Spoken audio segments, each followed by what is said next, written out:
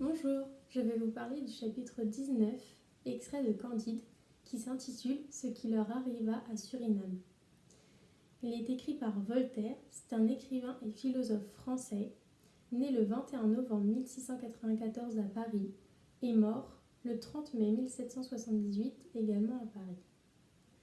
Il fait partie du siècle des Lumières. C'est un humaniste car il lutte pour la défense des droits de l'homme. Dans ce chapitre, il dénonce l'esclavage lorsque Candide rencontre le nègre de Suriname et également l'atteinte aux droits des hommes.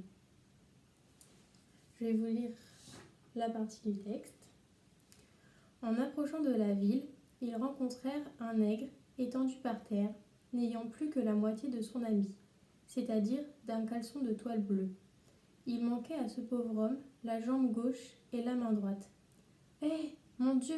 lui dit Candide en hollandais. « Que fais-tu là, mon ami, dans l'état horrible où je te vois ?»« J'attends mon maître, monsieur Vanderdendur, le fameux négociant, répondit le nègre. « Est-ce monsieur Vanderdendur, dit Candide, qui t'a traité ainsi ? Oui, monsieur, dit le nègre, c'est l'usage.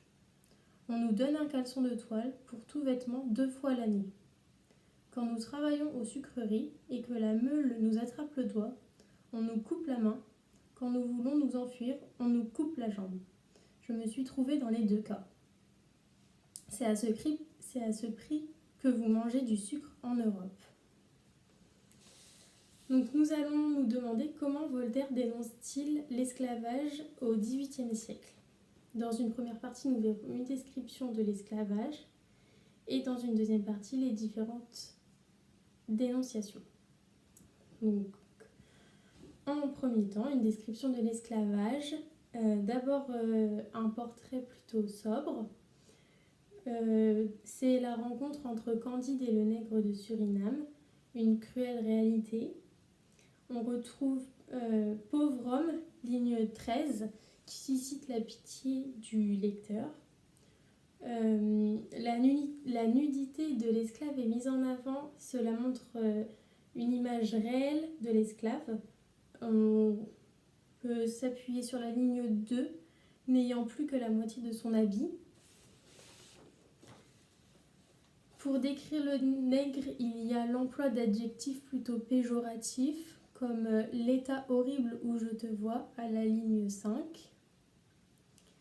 Candide est debout alors que le nègre est étendu par terre, ligne 1. Cela montre une opposition entre la liberté du mouvement et l'immobilité entre les 2 personnages. Lorsque l'esclave prend la parole, à partir de la ligne 6, il commence par dire « J'attends mon maître ». C'est une situation d'obéissance, donc il n'a pas de droit. C'est l'usage, dit le nègre, ligne 8. Cela explique clairement l'histoire de tous les esclaves. En fait, ils sont utilisés et ce texte utilise donc un registre pathétique. Deuxièmement, l'ironie. Comme dans de nombreux textes de Voltaire, l'ironie est très présente. D'abord, on a l'insistance sur la situation réelle de l'esclave, car il n'est pas beaucoup habillé. On peut s'appuyer sur la phrase « C'est à ce prix que vous mangez du sucre en Europe ». En fait, l'esclave qui travaille dans des conditions de vie super difficiles est mise en opposition à la vie européenne qui est fastidieuse. Certains mots ou expressions ont un double sens, comme fameux à la ligne 6. La première signification est plutôt valorisante lorsqu'on utilise fameux, c'est une grande réputation, mais elle a un double sens qui est plutôt péjoratif, non valorisante, dont signifie qu'on a beaucoup parlé, et ici ce qu'on a beaucoup parlé c'est la cruauté. Donc il dénonce la cruauté à travers cette phrase, c'est à travers ce mot.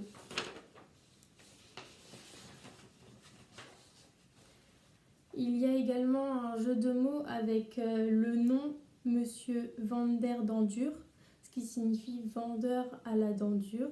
C'est une insistance sur la cruauté du personnage. L'auteur montre le décalage entre l'objectivité du constat et la situation cruelle grâce à certains procédés d'ironie. Donc nous passons à la deuxième partie qui est les différentes dénonciations. D'abord les éléments de la dénonciation. Donc il y a la dénonciation de l'esclavage. On peut s'appuyer sur le champ lexical de l'inhumanité, principalement dans la phrase ligne 10-12. Lorsqu'on attrape le doigt ou coupe la main, donc c'est inhumain. Ensuite, on a l'utilisation du vocabulaire animal. Une comparaison à la ligne 19-20. Les chiens, les singes et les perroquets sont 1000 fois moins malheureux que nous. Donc,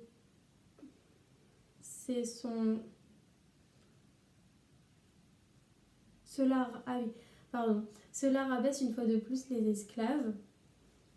Ensuite, il y a la dénonciation de l'utilisation optimiste. Cela conduit à l'esclavage.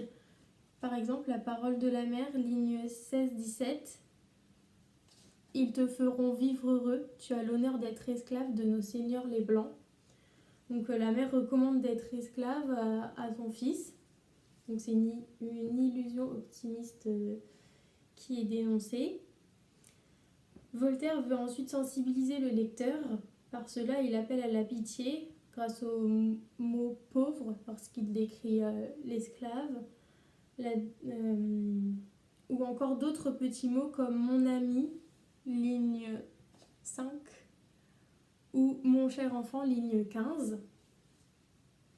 Donc l'auteur dénonce l'esclavage car tous les hommes doivent être traités de la même manière.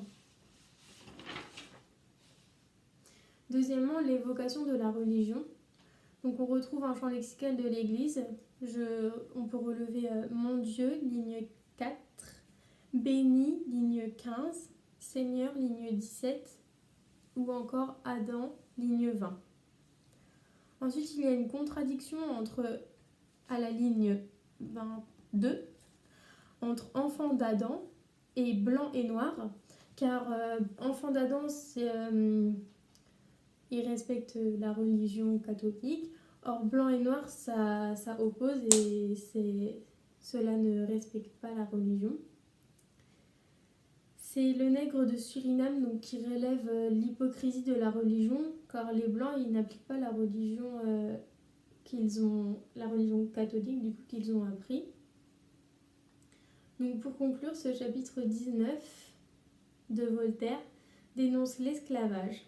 Il utilise l'ironie ou encore l'illusion optimiste afin de dénoncer la traite négrière. D'abord, il y a une première description plutôt neutre, mais dans un second temps, on relève une description cruelle qui suscite la pitié chez le lecteur. Enfin, le livre Candide participe au combat de Voltaire contre l'injustice. Merci de m'avoir écouté.